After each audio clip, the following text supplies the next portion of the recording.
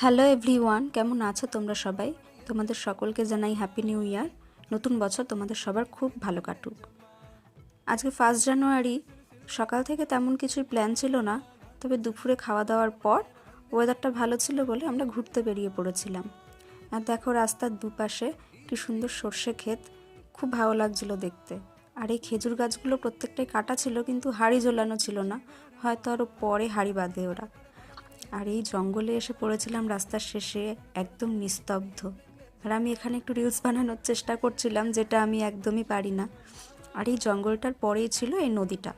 এই নদীটার নাম কি আমি জানি না, তবে 1 জানুয়ারির জন্য আজকে এখানে অনেক লোক ছিল, সবাই পিকনিক করছিল আর নৌকো চড়ছিল অনেকে।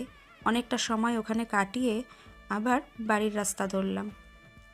আর এই জায়গাটা দেখো, কি ভয়ঙ্কর দেখতে লাগছে।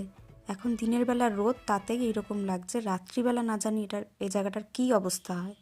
আর সব শেষে একটু মায়ের দর্শন করে আমরা বাড়ি ফিরেছিলাম। ভিডিওটা কেমন লাগলো কমেন্ট করে জানিও।